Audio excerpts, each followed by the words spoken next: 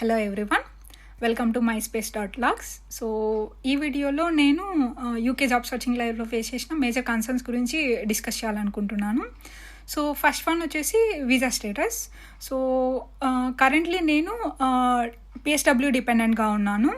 So ఇక్కడ యూకేలో ఎలా అంటే మోస్ట్ ఆఫ్ ద కంపెనీస్ ఈ స్టూడెంట్ కానీ పిఎస్డబ్ల్యూ పిఎస్డబ్ల్యూ వీసా మీద ఉండే వాళ్ళని కానీ టెంపరీ వీసా హోల్డర్స్ లాగే కన్సిడర్ చేశారు.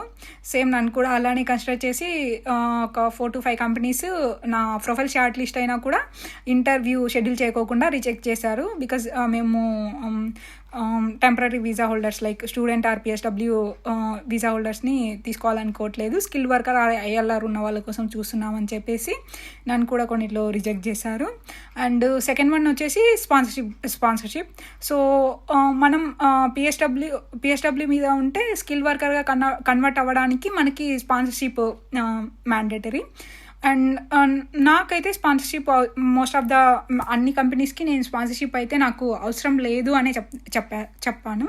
బికాజ్ నా హస్బెండ్ ఐటీ కంపెనీలో వర్క్ చేస్తున్నాడు. సో నాకు ఇంకా అతనికి స్పాన్సర్షిప్ ఉంది కాబట్టి నేను డిపెండెంట్గానే మళ్ళీ రెన్యూ చేసుకోవడానికి ఉంటుంది. సో నాకు ఈ స్పాన్సర్షిప్ అనేది కంపల్సరీ ఏం కాదు అని చెప్పాను.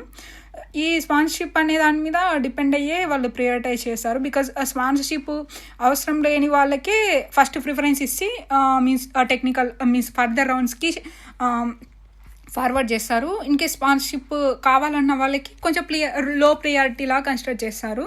సో ఇది గుర్తుపెట్టుకోవాలి మనము.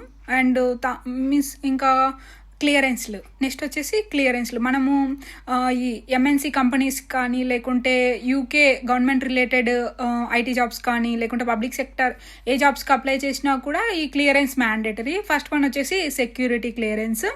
ఇది సెక్యూరిటీ క్లియరెన్స్కి మనం ఎలిజిబుల్ కావాలంటే మనకి 5 years అడ్రస్ హిస్టరీ ఉండాలి యూకేలో. 5 years నుండి మనం యూకేలో రెసిడెంట్గా ఉంటే మనము ఎలిజిబుల్ అవుతాము. And employment history, criminal records, మిగతా అన్ని చెక్స్ చేస్తారు. బట్ మెయిన్ మనం ఎలిజిబుల్ అవ్వాలంటే 5 years మ్యాండేటరీ ఇక్కడ యూకేలో ఉండాలి.